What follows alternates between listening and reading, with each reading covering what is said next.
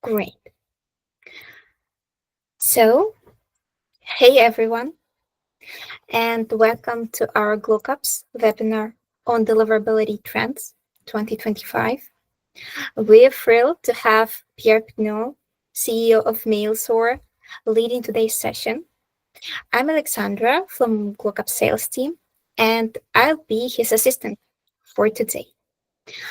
We'll explore the essentials of deliverability, the growing importance of segmentation in 2025, and share a real-world example of inbox recovery with actionable insights. Plus, we'll highlight key tools to boost your deliverability. Don't forget, there will be a live Q&A tab where you can ask your questions during the webinar. We'll get answers from Pierre at the end. If you would like, I can share my screen and show you how to do this. So let's do this. Okay, great. So to go to this Q&A tab, you need to click on Meeting Tools and select Q&A.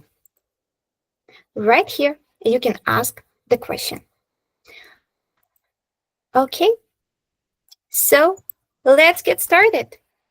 Pierre? Thank you, Alexandra. Thank you.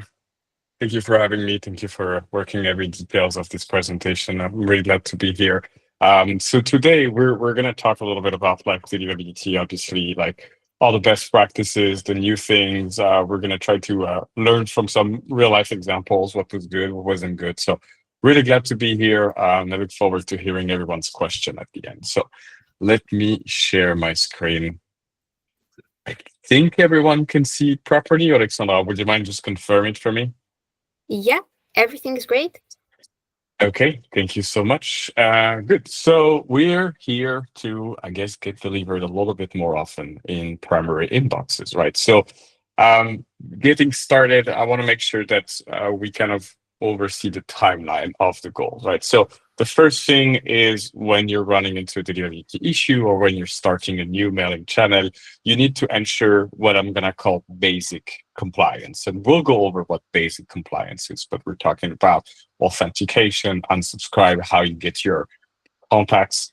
Then the most important thing, and it's kind of an ongoing thing, is work on your segmentation. Segmentation is going to be the key to making sure that you can have the widest possible segmentation, that you can work on the goal number 3, which is the re-engagement of your disengaged contacts. And then segmentation is going to be the heart of the best return on investment and click-through open rate tactics that we are going to see. So we're kind of putting ourselves today in the situation of someone with less than ideal deliverability, and we want to fix that problem. So what is the goals? What is your goals? Because obviously my goal is to make sure you get to main inbox, but like the goals that we share with our clients, what are they? The first one is obviously recover deliverability. It usually takes a couple weeks, a month and a half, depending on the situation you're in. But your number one priority when you're running into a deliverability issue is recover. Goal number 2, once you have recovered deliverability, it's to use this deliverability at your advantage. So what you essentially want to do is be able to send to the widest possible audience while maintaining good KPIs and good deliverability. And what you also want is to set up a little bit of a stable process. We're going to see that during improvements of deliverability, you have to change quite frequently the segmentation. You have to expand, sometimes not expand, and reduce the size of the segments depending on what's happening. So you kind of want to live a little bit of a simpler life, have wide segmentation and something stable, right?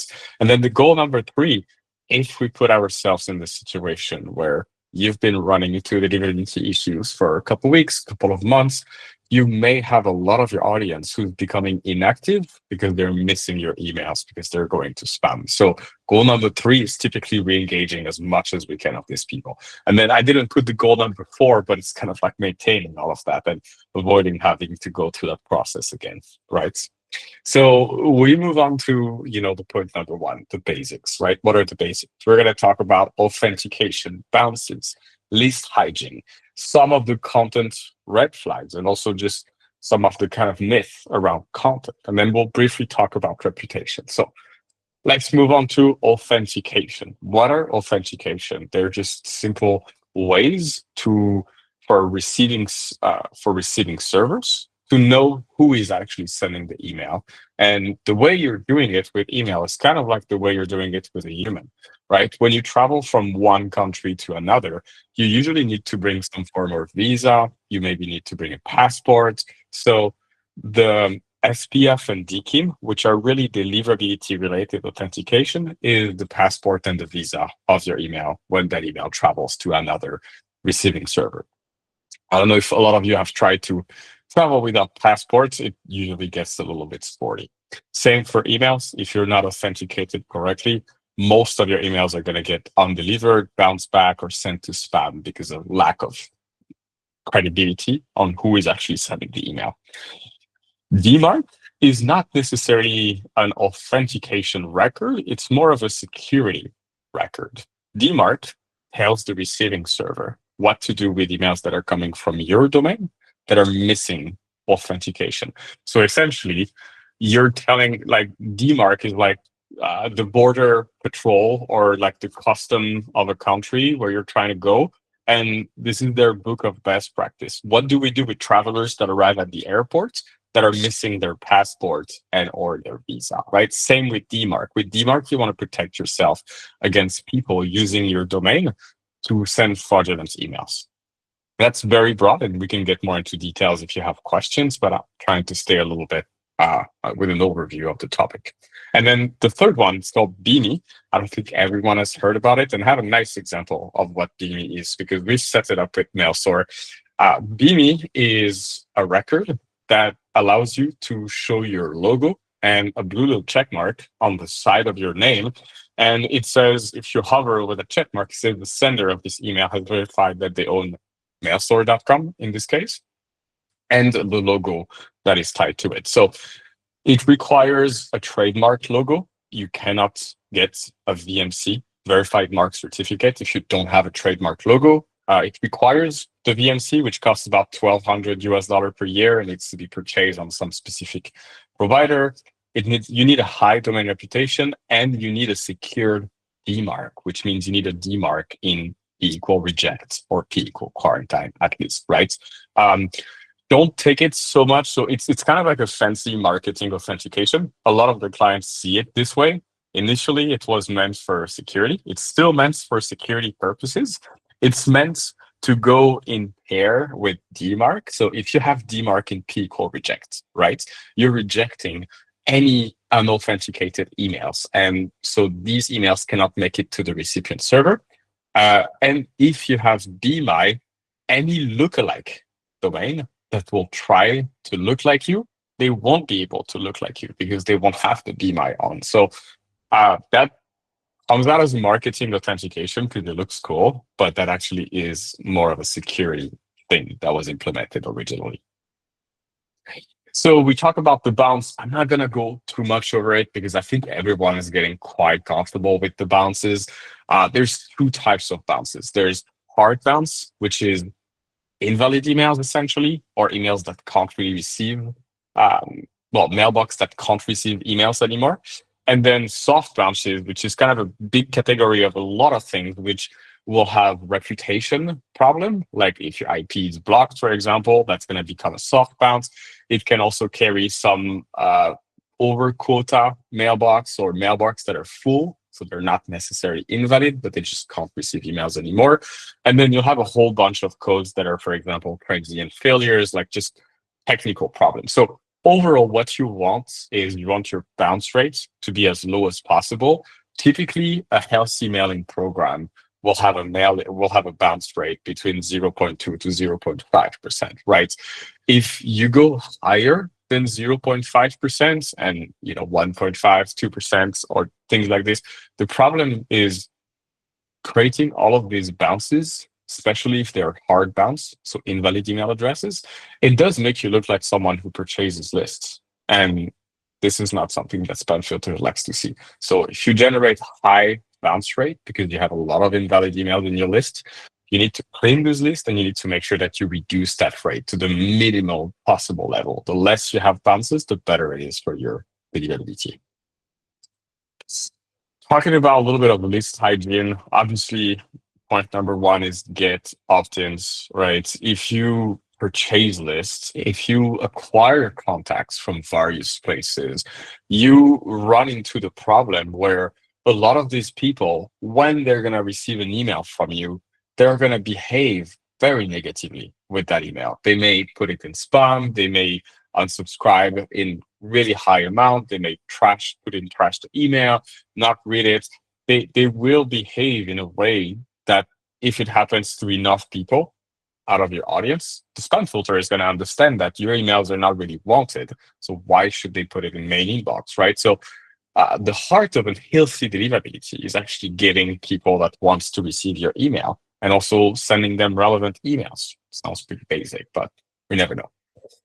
Remove invalid contacts. Obviously, this should be done automatically for most off-the-shelf email service provider. Same as unsubscribe.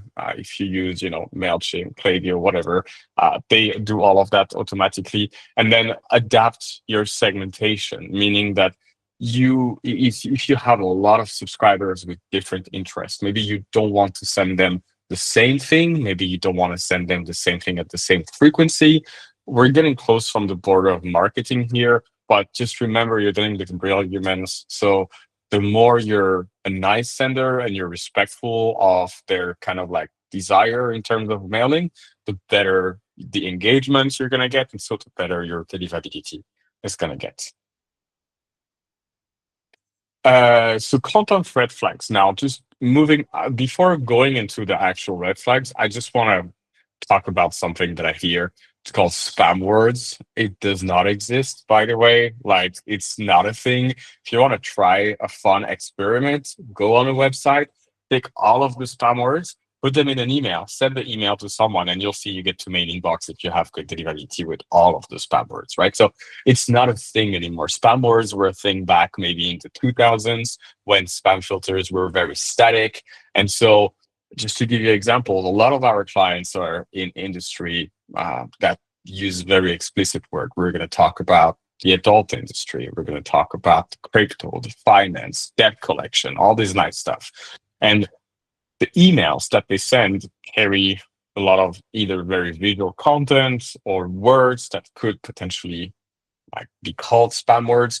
I can guarantee you these people have amazing deliverability with their spammy words. So don't over worry about your email content. I always hear that when I do sales consultation or when I work with clients, like, oh, something in my content must have triggered something. No, it did not. Most likely it did not.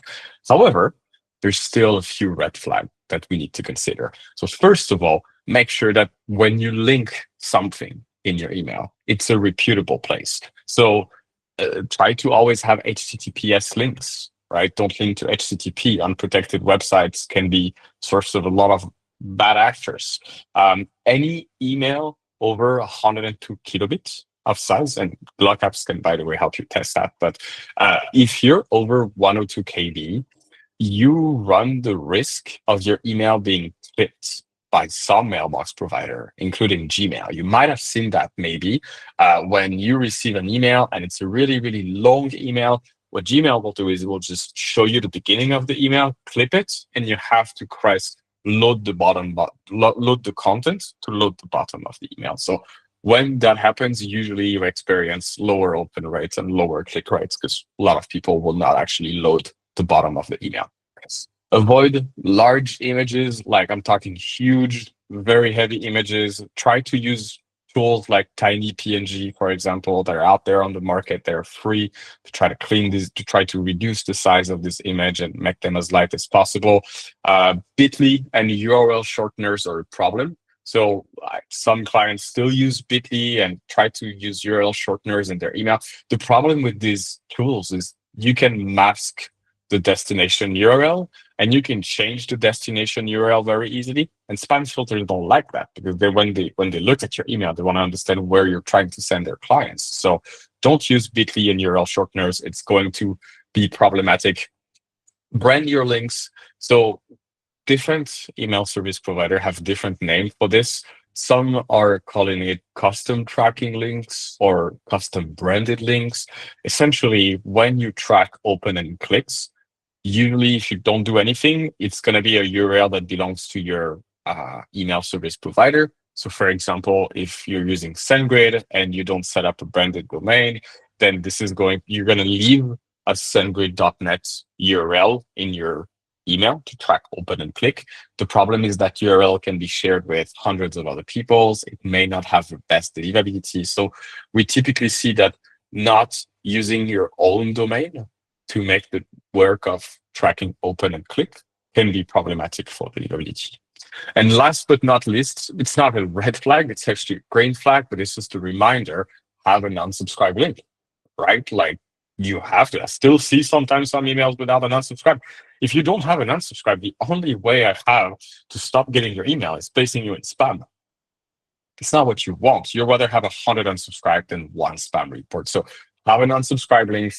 It even happens during recovery for some more difficult clients that we have to put the unsubscribe link at the top of the email and remind the people that they actually signed up to receive that email. If they don't want it, here's the nicest unsubscribe in your life. But again, we'll rather have 100 of them unsubscribing than one reporting you as spam. Right? Report as spam is not good for your deliverability.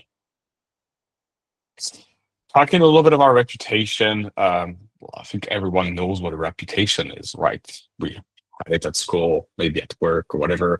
It's just basically like it's something based on your history and based on your behavior and based on how we appreciate that behavior, I guess. Same for spam filters. There's usually two main parts in reputation right now. There's IP and domain reputation. The weight of IP and domain reputation is really depending on the spam filters. For example, Google is a really domain-based filter, meaning that if you use a shared IP, it's not a really good quality shared IP. As long as your domain is solid, you'll get to main inbox. We've seen other providers like Microsoft, which are a little bit more IP-based, where you may have a bad domain reputation. If you have a dedicated IP and it has a nice reputation, you may actually get to main inbox. So the weight of each of these factors can differ a little bit, but globally, usually domain reputation is the most important thing because it's really the singular value that you have about yourself. IPs can be changed very easily. Domain, especially if you use your main domain, the one where your website is, the one where you have SEO, where you have visitors, this is more difficult for you to change it, right? So caring about your domain reputation should be a priority and your IP as well. You have some tools called postmasters that can give you some insights. If some of you still don't have Google Postmasters set up, I highly recommend you to set it up. It's free. It lets you see your IP, your domain reputation, your authentication, some kind of a lot of cool thing at Google. And usually Google is a big part of your list. Microsoft provide a postmaster called SNDS. It's a little bit more outdated, I would say. And it also works based on the IP, not really on the domain. So it's more for dedicated IP owners, and it's more for, I would say, slightly more advanced people. When you start getting into fixing the delivery issue at Microsoft, setting up Microsoft SNDS can be a good thing. And by the way, reputation is both a symptom and a cause. It's super important to understand that kind of definition, but you're having a bad reputation will cause your email to go to spam. But you're not born with a bad reputation. You're usually born with no reputation or an average reputation, and you build that reputation. So if you see bad domain reputation or bad IP reputation at Google Postmaster, for example, yes, this is the cause of your emails going to spam, but something has caused the reputation to go down, right? It's very important. Cool. We're moving on to segmentation, and I see that there's some question already. So I guess we're going to wait until the end, but I'll try to answer the most amount of this question. And yes, this is recorded, and yes, you can have access to the presentation after. Segmentation now. So what do we want to do? We want to recover and achieve optimal deliverability. We want to remove the unengaged contacts and try to have an active portion of contact that we can mail frequently. And at the end of the day, we just want to send more better, meaning that you want to have the widest segments and the best deliverability. So you reach the widest audience, really. So we're going to try to see, and again, this is where we took this data from an actual client on Klaviyo. So I have modified some of the data to make it a little bit more obvious something, but this is a real life recovery in terms of like how long it took and kind of like the metrics that were achieved.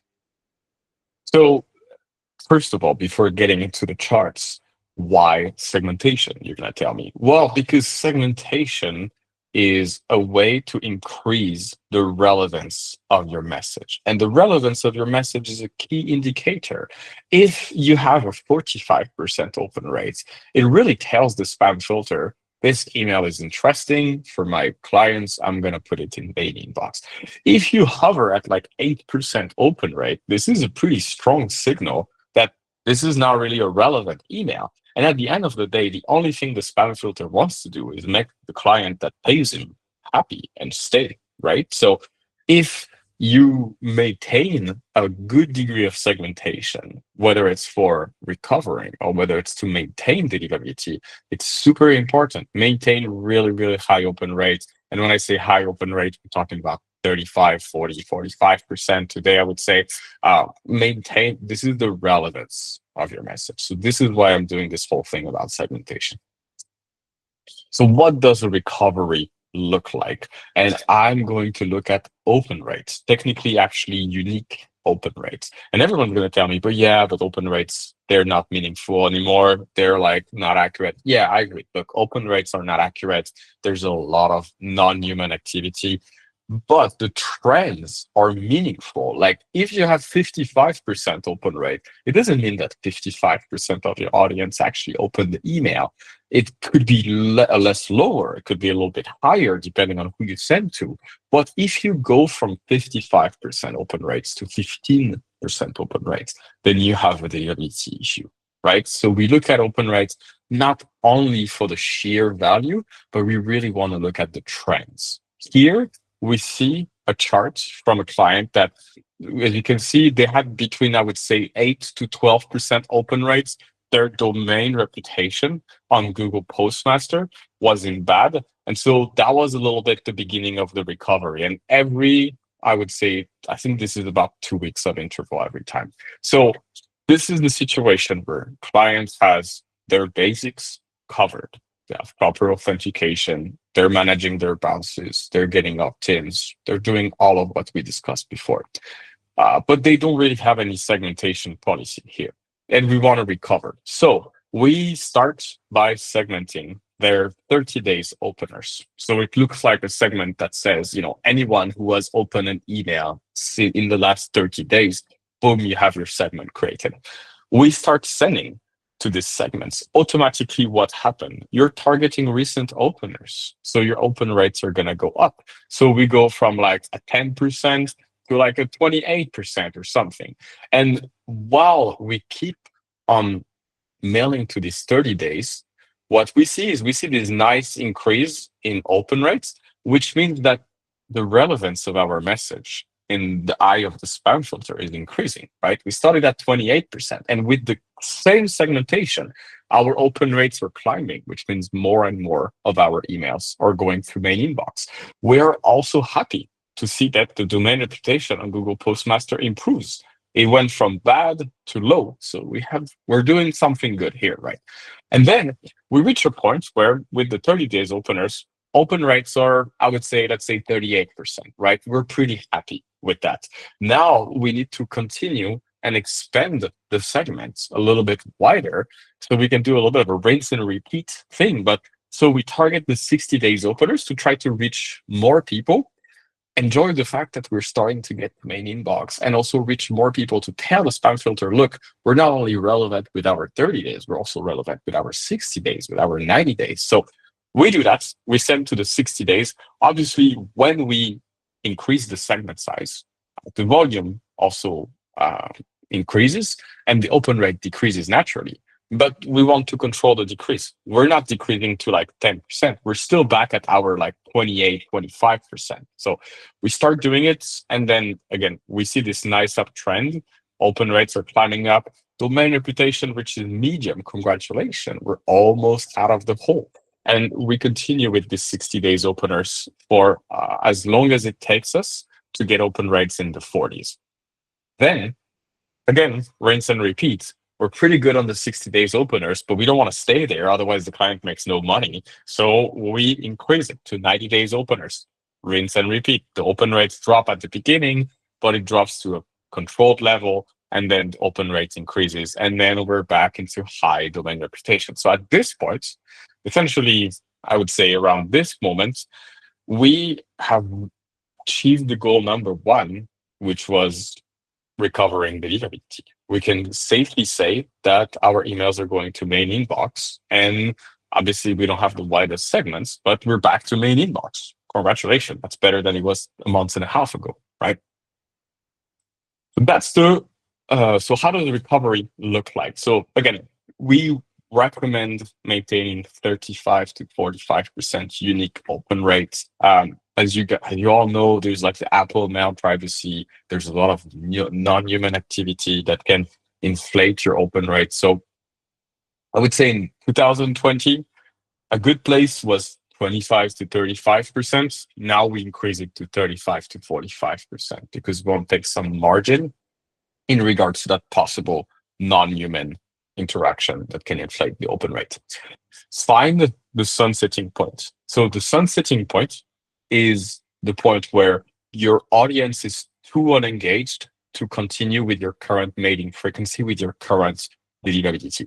So everyone has a sunsetting point. Every company, regardless of what you send, regardless of what you sell, it's a place where even with perfect deliverability, if I keep on increasing my segment size, my open rates will drop below that 35% that I want to keep. And so essentially, once I'm there, I'm like, okay, I cannot expand my segments further. I either need to, do some retargeting or change my frequency. But this is the place, like anything before the sunsetting point is my active audience. Anything after the sunsetting point is my inactive audience, I guess, call it however you want. So options to find this point, right? After what happens? So you're gonna tell me like, look, if what they're inactive, we cannot mail to them anymore. We have to throw them off the list.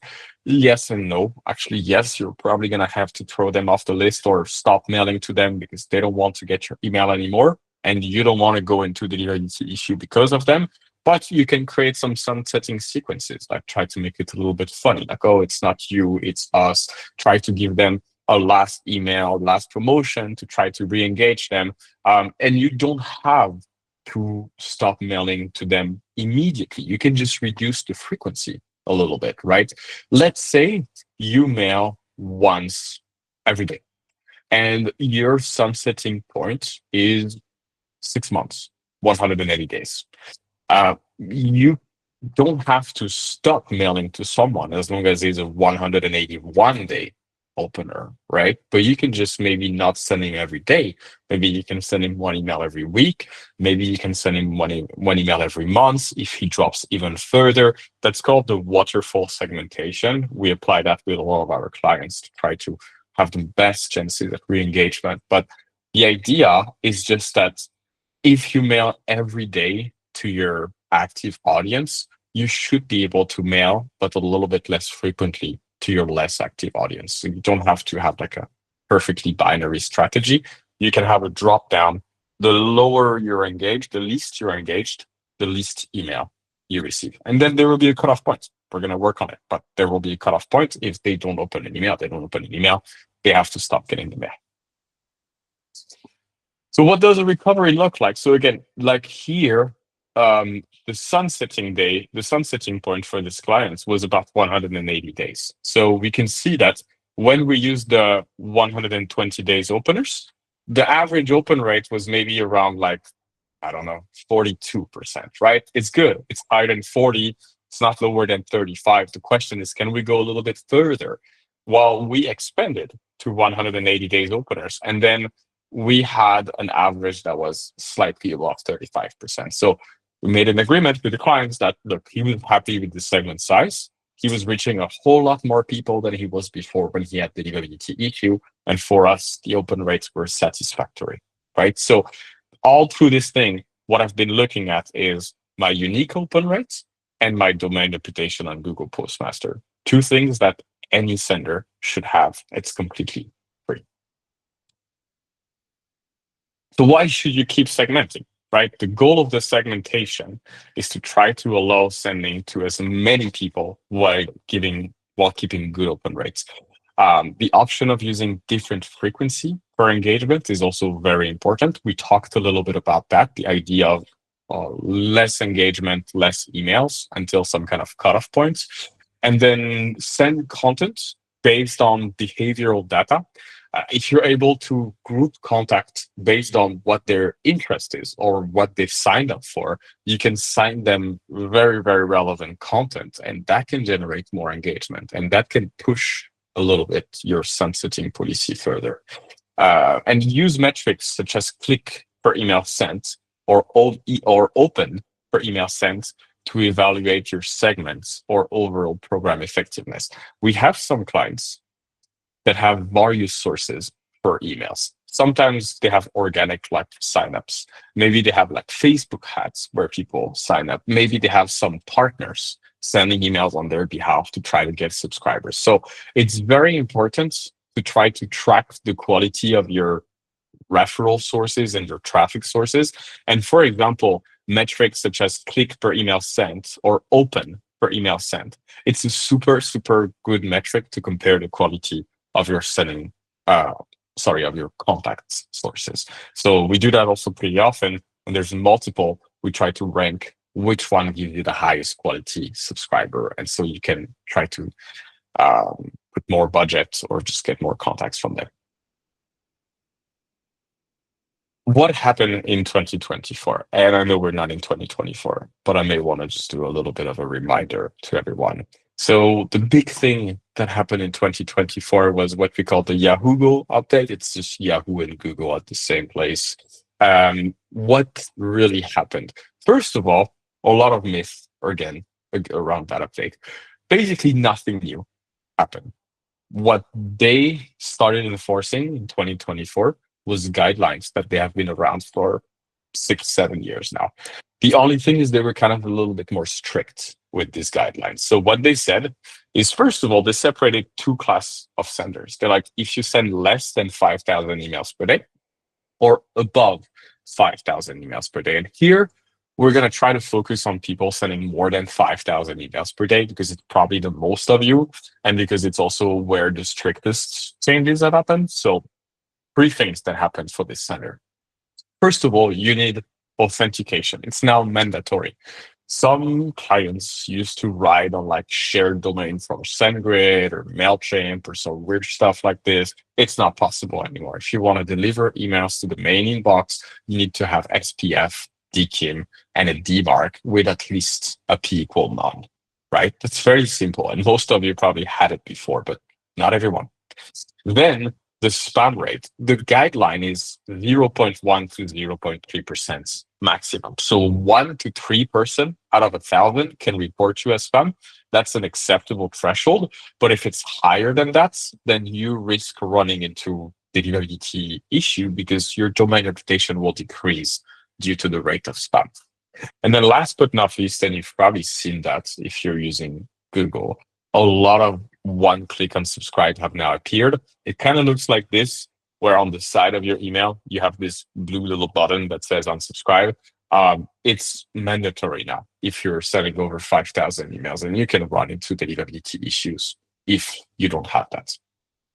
I want to mention some of the interesting tools that we use in general to really give us the insight, because it can seem like a lot, but really we look at 3 insights. First of all, we look at our internal performance. So unique open rate, bounces, unsubscribe rates. We look at this.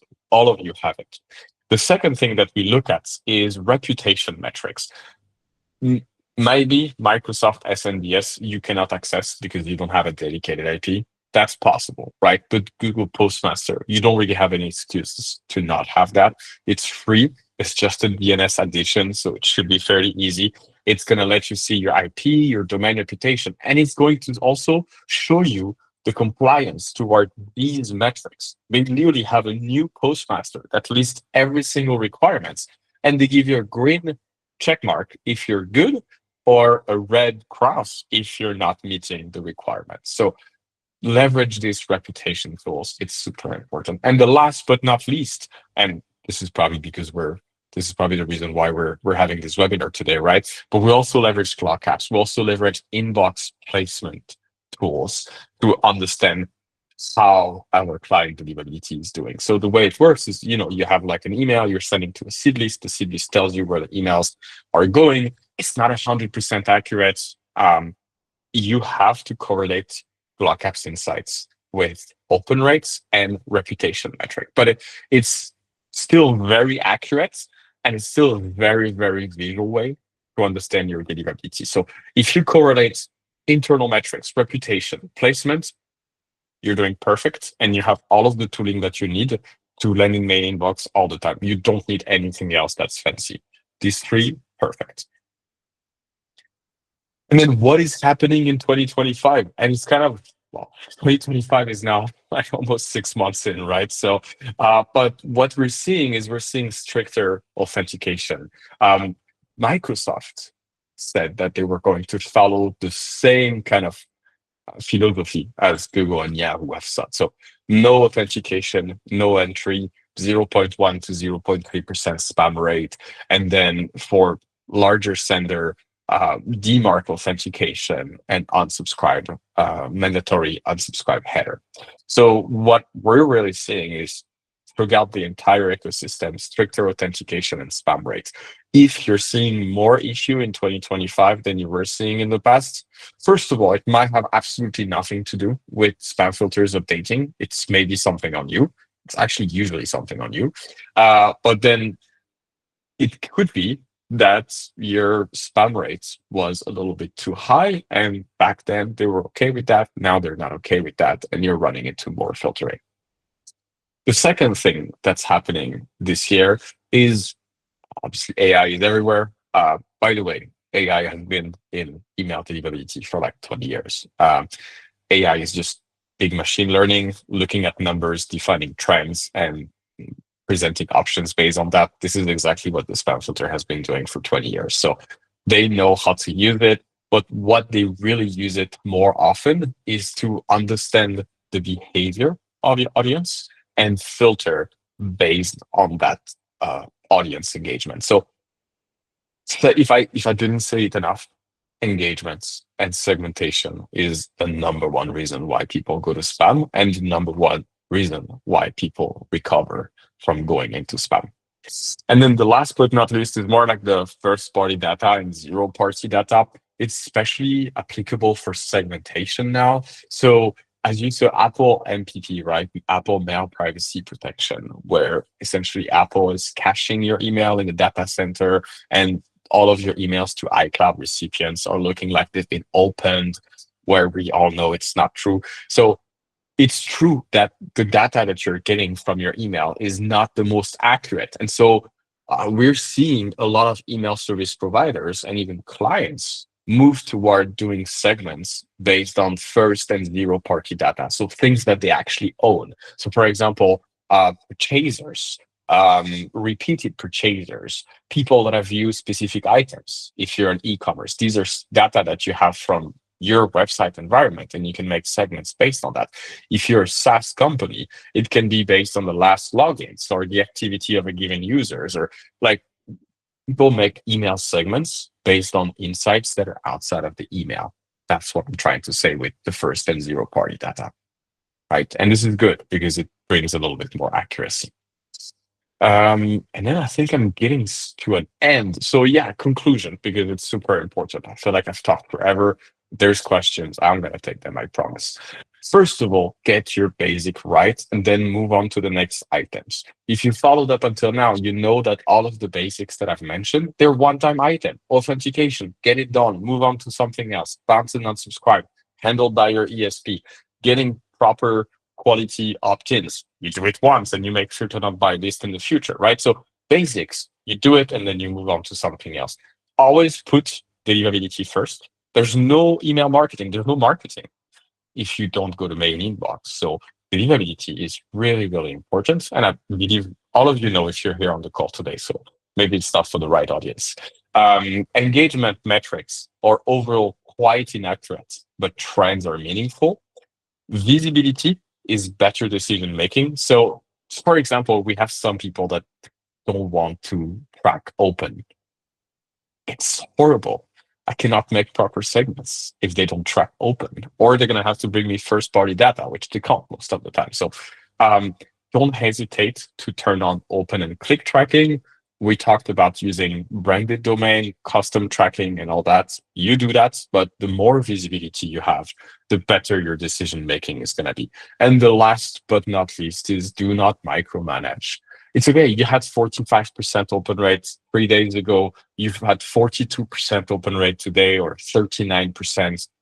It's okay. There's better days, there's worse days. Try to look at moving average. Obviously, be aware of trends, right? If you go from 45 to 39 to 37 to 33, there's something happening, but don't micromanage. Otherwise, you're going to lose your mind. I don't want that. I think this is it. I think I've kind of covered all the topics. I might have been a little bit too generic or maybe too precise. I don't know. I mean, but if there's any question, I'll happily take them. Um, Thank you for listening to me. Okay. How do you want to do that? Yeah, so we have a raised hand. So we can Okay. take this question first. All right. Um, And then I okay. have all the list of question as well. So I can run through the list of question as well if you want. Okay. So Maybe start let's. with a list of questions because it was first. Okay, do you want Okay. me to start with a list of questions? Cool. So I have a question from Podmaker. Hey, how to reach Outlook inboxes using G accounts? I'm guessing Google account. Is it easier doing it Outlook to Outlook? No, it's not. There's no preference if you send to an Outlook from an Outlook. It changes absolutely nothing. How to reach Outlook inboxes? By being a compliant sender, by segmenting your audience properly, by respecting the best practices in terms of open rate, bounce rate, and subscribe rate. Bit difficult to answer that question out of the blue like this, but there's absolutely no policy that Google will filter better emails coming from Google or Outlook will filter better emails coming from Outlook. Can you imagine what a madness it would be? Like everyone will just purchase the same inbox and then there'll be no more filter.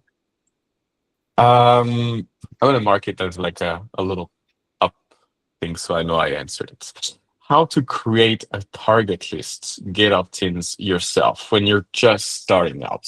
Well, that is a really good question. And that is slightly borderline marketing. So Tayyab, I'm gonna try to give you my best answer, but you might have to talk to someone who's a lot more talented than me at marketing. If you're just starting out, you should be having some kind of subscription form, right? Where you can collect these people and try to engage them with some first welcome automations. Unfortunately, at the beginning, if you don't have a list, you're going to have to build it. And the last thing that I will recommend to you is to purchase one because you're going to run into deliverability issues and you're going to struggle with it. Try to grow some organic signups. You can have a landing page and you can do Google ads and Facebook ads and all the ads in the world and send these interested people to the landing page and collect signups based on that. But unfortunately, there's no shortcuts to getting proper opt-in. If you shortcut the process, you may end up in spam because of the nature of your audience and the engagement they're going to show. Then we have Martha Castello. Are you sharing a replay of the slide? Yes, Martha, I will. Think Alexandra, you will share that. Well, someone will share that. If you don't hear from any of us, send me an email and I'll send you everything, Martha. Indigo Granny, less than 1% of our list are individual email accounts. Postmaster by Google doesn't work with non-individual email accounts. Are there other notable difference when delivering to workspace managed accounts? Where can we get insights since Postmaster doesn't work for us? Very, very good point, Granny. Google Postmaster is a B2C tool. It's not a B2B tool. The philosophy from Google is that Gmail.com is free. If it's free, then your data belongs to Google. The Google can share the data to other people. If you're a Google Workspace user, you're paying, your data belongs to you. They're not going to share that. So correct. It's a really good question. So technically, first of all, like you could go without reputation metrics. You remember I talked about three things: internal metrics, reputation, placement test results. Unfortunately, you're going to have to remove the reputation one, and then you're going to have to do only with internal metrics, and you're going to have to do with the placement results of the various tests you can run. You could use tools like Sender Score, but they're really wobbly. Hopefully a little bit of your list, yes, less than 1% of your list are individual email accounts. So unfortunately, you're going to have to go without Postmaster. You could also look at tools like Microsoft SNDS if you have a dedicated IP, and you can try to extrapolate the insights from a spam rate standpoint that you're getting. But you should be able to do a decent job at figuring it out if you look at your internal metrics from a per ESP standpoint. And if you look at placement test results from a tool like GlockApps, for example, that should be giving you some insights on where you are. Or reach out to me, Granny, if you have more questions. Personally, I can take a look at your case. Podmaker. So the way to go is having a non-subscribed header instead of a post data with an opt-out.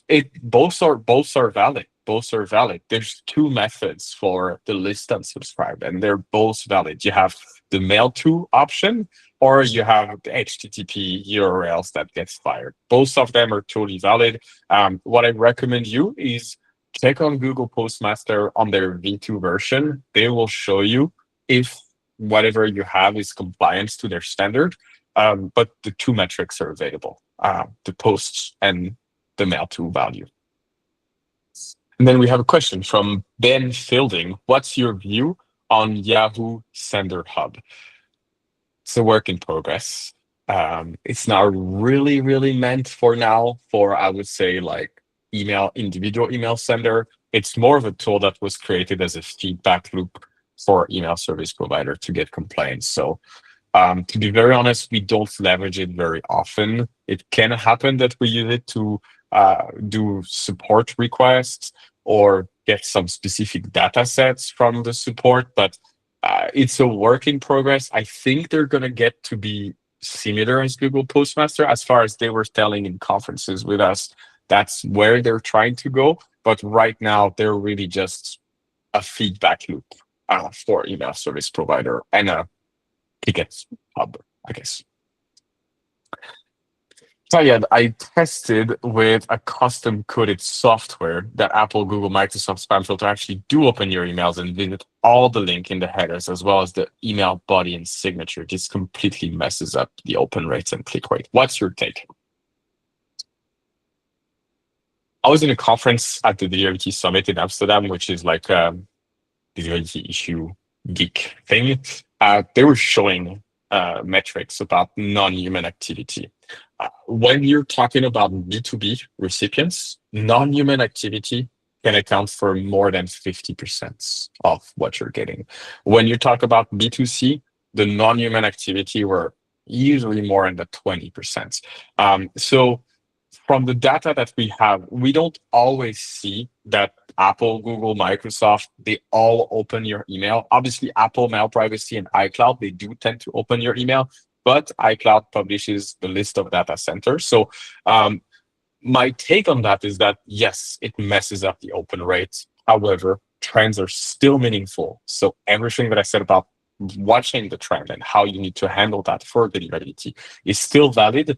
You now have email service provider like HubSpot that will discount non-human interaction as much as they can. What they will do is they will use the IP address of the data centers that are published. They will also look at like open and click behavior, meaning that if you deliver an email at 2 p.m. and 0.1 second, and then within 0.5 seconds, you get 15 open events and 15 click events. These are not human, right? So now ESPs are trying to discount them to show you the real one, but it's not a perfect science. It's not going to be. So unfortunately, yes, open rates are inaccurate. Signs are still fairly meaningful. Francesco, how important is it to have a few different email addresses to send marketing emails in order to improve daily and ROI? I don't think it's important at all. Um, Most of our clients don't have multiple email addresses to send marketing emails. Most of them will have like newsletter at their subdomain of their domain.com, like mail.theirdomain.com. And then they'll send through it. Actually, in my opinion, it's important to not have different email addresses because you want to maintain some kind of brand consistency. And if you send with John one day, with Anna, with support, with whatever, it's going to mess this up. So I'm not 100% sure to understand your question, but if I understood it right, then you don't need multiple email addresses. You don't need multiple domains. The best way to do that is you have your website domain. It's got a domain.com. And any kind of mass mailing practice opt-in, hopefully, is done through a subdomain of your main domain. So mail.domain.com, for example. And then the local part, which is whatever comes before the at, the John, the Anna, the support, you can choose, but try to be a little bit consistent. So like the subscriber experience is a little bit more cool and a little bit more seamless for them. We have Anonymous. Ooh, my favorite. Which email campaign platform is the best for cold email? On top of that, the best question. I have no idea. You know what? Because most cold email platforms don't actually send cold emails. Most of the land list, most of the outreach, most of the sales launch, most of the whatever you want, they connect to corporate mailbox and they send the email through the corporate mailbox. So you did not ask the right question. The right question should be, what is the best corporate mailbox provider to deliver cold emails? And unfortunately, there's no good or right answer. Like some people will do cold emails from Office. Some people will do cold emails from Google Workspace. Look, cold email is just a matter of like staying under the radar and sending a low enough volume and leveraging some of the inbox warmer and all that thing. So, yeah, there's not one that's better than the other. The one that you like and the one that delivers in main inbox should be good. I think Denzel, you had your hand raised for a long time. Maybe we can give Denzel the opportunity to ask the question. Can you do that, Alexandra? Or Yeah. Great, Denzel. You can ask your question now. you're on mute, Denzel. We don't hear you. Thanks. I was just waiting to get unmuted. It took a second or two. No Thanks, problem. Pierre, for giving the time for this chat. Really informative stuff. So I'm a cold email marketer. I've got an audience of 25 to 30, 25,000, which is, I think, is quite small in the cold email world. I mean, what are some best practice tips you'd give me? Let's say, for example, I have like burned my accounts, like in terms of recovering them.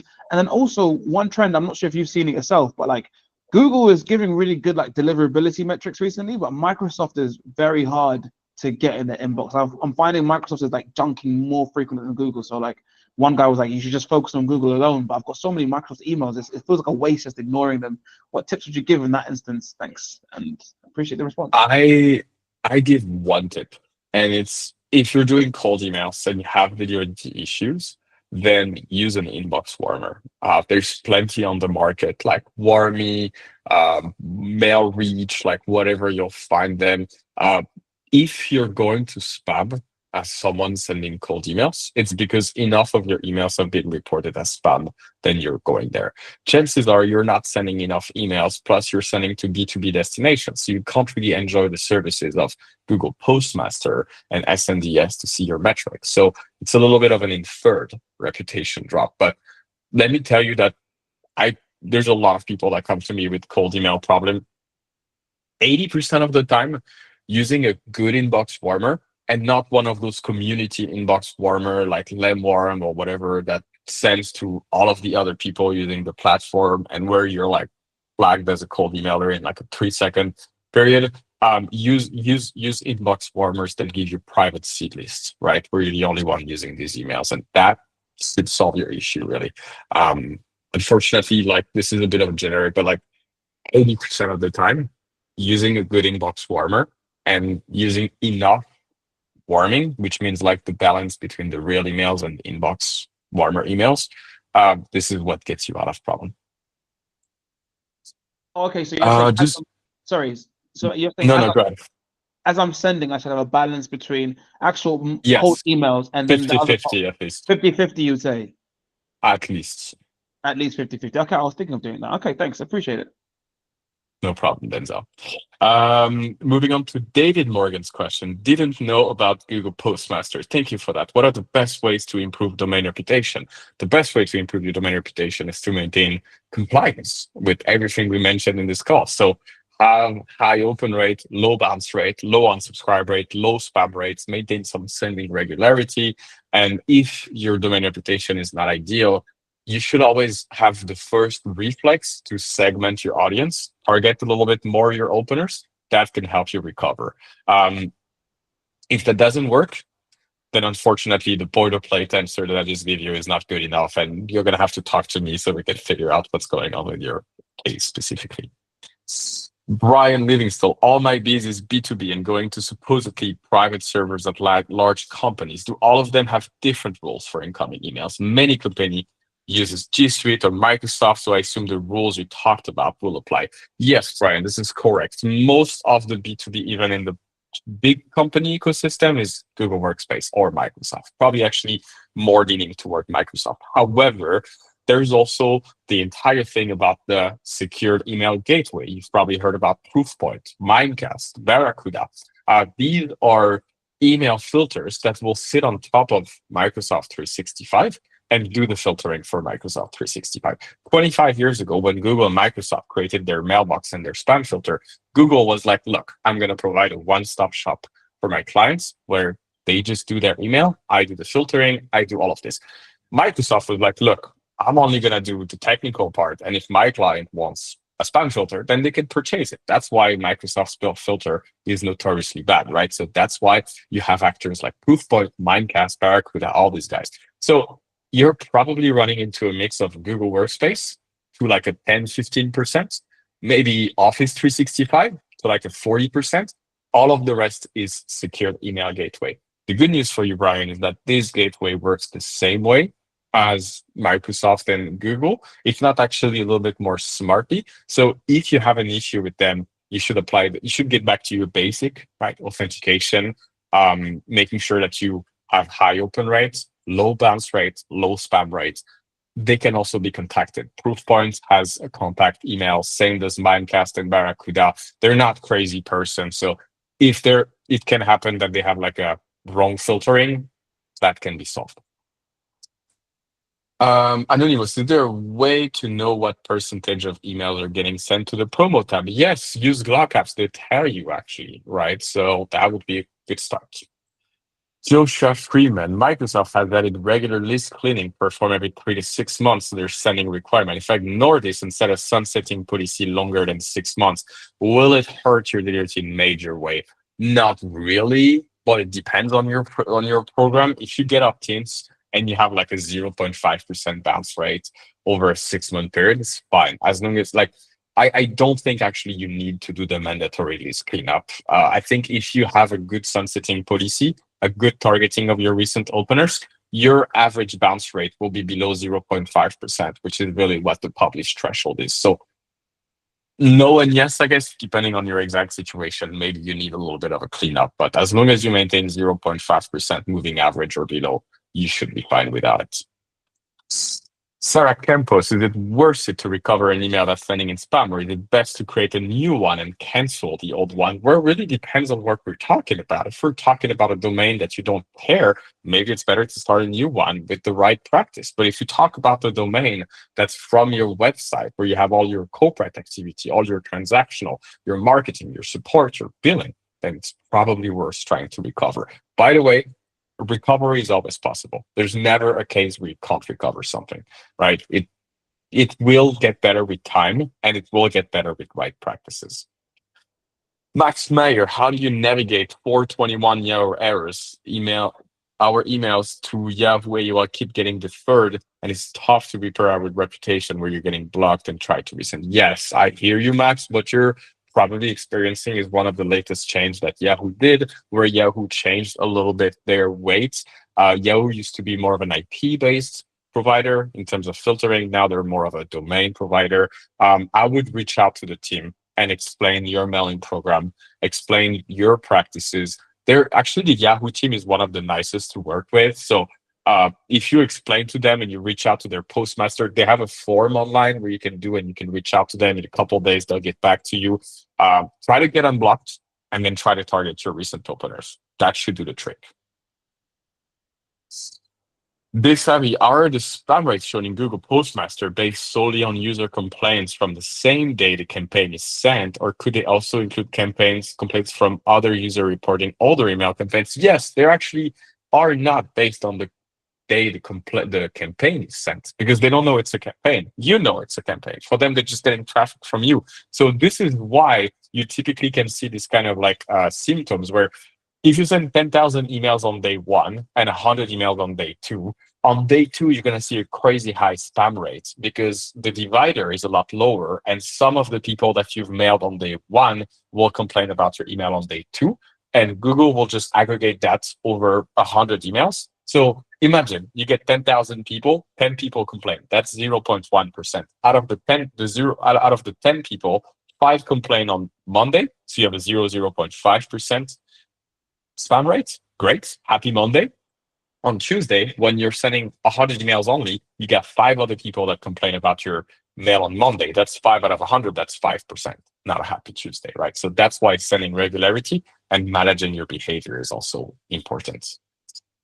Taya, what's your take on starting with a seed list? Not a good idea if you have the right audience. And also it's can actually do more bad than good. So I would say try to start your mailing program on real subscribers and try to get some real human interaction in there. That will help you. Taya, from what we learned in this webinar, cold email outreach should not work. What's your take? Please be specific. No dodging the question. Well, I have a few minutes to answer, Taya. I don't have enough to go on a speech. First of all, I'm not against cold email, right? I'm just against spam, which a lot of cold email is spam, but not all of them.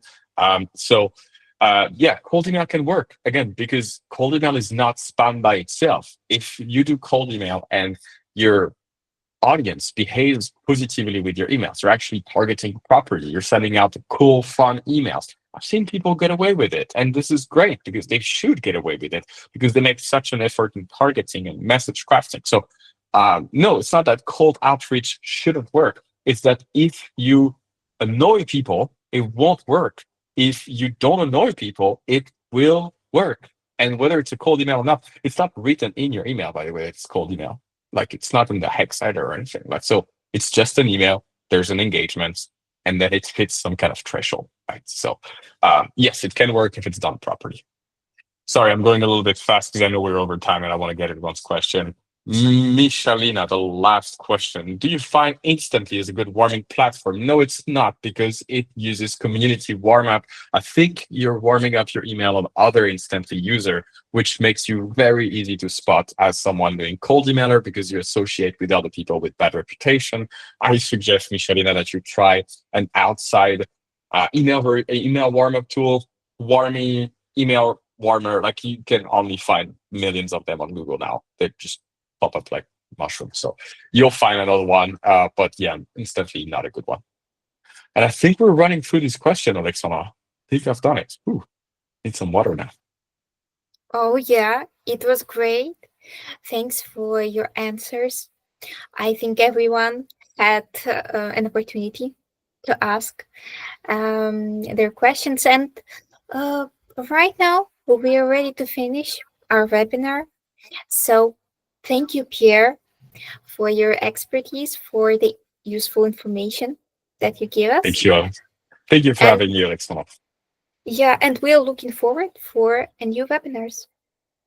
Yes. Thank you. Thank you, everyone. Bye-bye. If you have a question, you send me an email. It's in the invite. Bye-bye. Yeah, thank you, everyone. Subscribe to the GlockApps. Subscribe to the Pierre on LinkedIn. And yeah, we're looking forward to seeing you on a demo with us. Bye-bye. Bye-bye, Alexandra. Bye-bye, Pierre.